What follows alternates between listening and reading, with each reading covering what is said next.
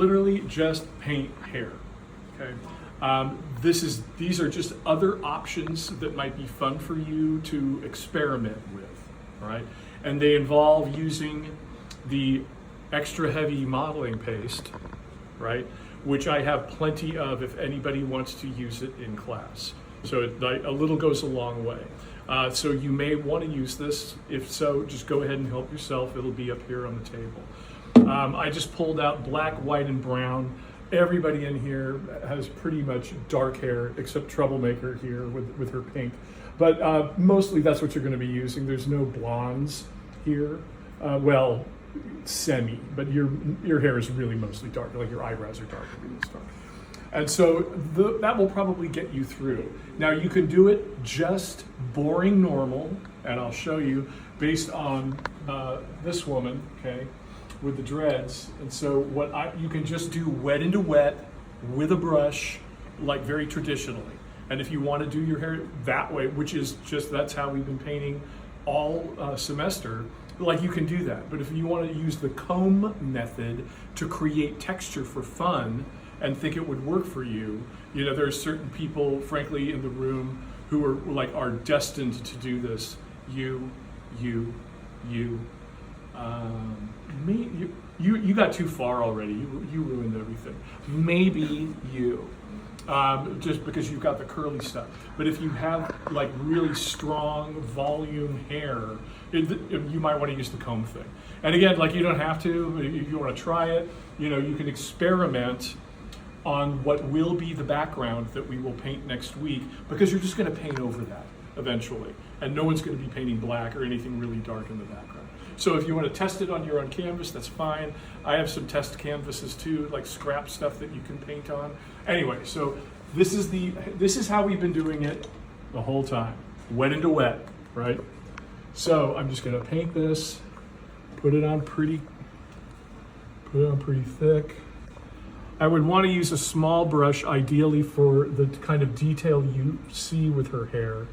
But in the interest of expediency and keeping the demo short, I'm just going to do it quick and dirty. So I put the paint down, it's wet.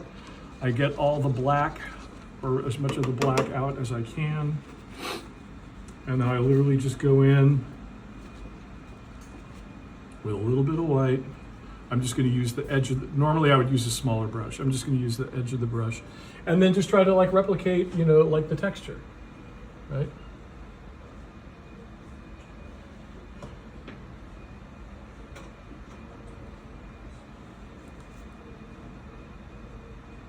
There's one row, and do another one, maybe that's gray. And of course, again, because it's wet into wet, you want to work real quick before the paint dries up, unless you're doing oil, and then you can take all day if you want to. Right, there you go. So that's the wet into wet. Bless you. Next. And obviously that is a definitive kind of texture. But most of you just have regular hair that's either curly or straight or something like that. And so then you can just go, or you have no hair or very little. Mine is like pure black. I would stipple yours like that. Because it's not black, it's a really dark gray. Well, really? My hair? Yes, really. Oh, yeah. Remember, black paint is really black. It is. If you paint your hair black out of the tube, you're going to look like a cartoon character. And I don't want you guys looking like cartoon characters. I want you to look like humans. So how do I able to adjust myself? When we are doing that next week, I will help you. All right. So that's wet into wet. Okay. Now, if you want to try the comb thing, just for fun, I painted this already. Okay. So it's dry already. And you want it to be dry because I don't want to blend it. I just want to create this texture effect. Okay. So I'm going to take the brown, actually I should first, and you want to try to make it a little thicker. And this is where the modeling paste medium comes in. So I'm going to mix this with the brown. That's great. No, it's brown. No, I meant the one you dipped earlier. No, this is the modeling paste. Modeling paste? Modeling paste. I just gave a whole explanation about it. All right. And what I'm going to do, just to make things faster, is I'm just going to trowel it on, like this would be. So I've got dry black. I'm putting brown on top. Like maybe some of you have slightly browner areas of your hair that you want to use. Brush goes back in, palette knife goes back in.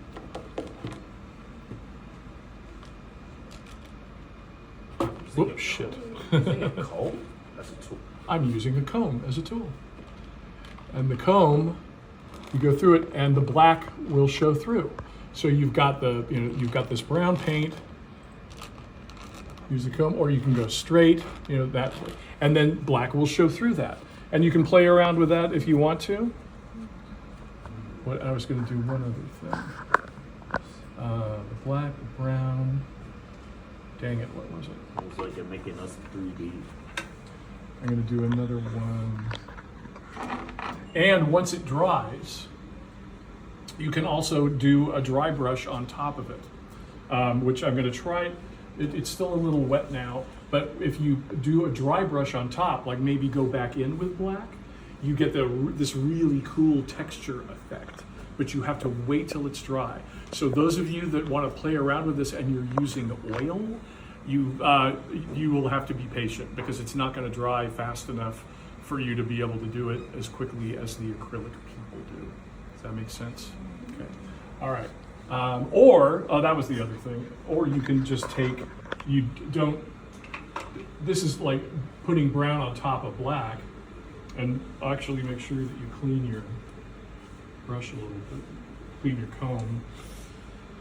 Or you could just do black right on the white of the canvas. All right? Where's my thing? Oh, there it is.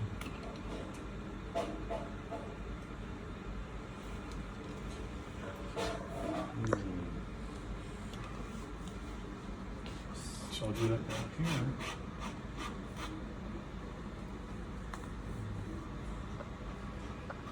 Acrylic does really wash up, but the oil doesn't. It permanently stays. It does what? Permanently stays. What does? The oil paint. They both do. Oh. In some ways, acrylic is even more permanent because it's plastic. Yeah. Oil's organic, so. Well, kids could able to use acrylic, but not oil yet. Oil's not. I'm going to step up and use this big brush. Well, the kids. I wonder. The woman at the store was like, "What is this guy do?" I bought a whole bunch of. So I go to the checkout line, and I'm buying like a bunch of forks and a bunch of combs and some vegan sausage patties. And it was just like, what the fuck is this guy doing? If you ever get in line to somebody at the market, you're like, what the hell? I go, who is this person? Anyway, so you can use forks, right?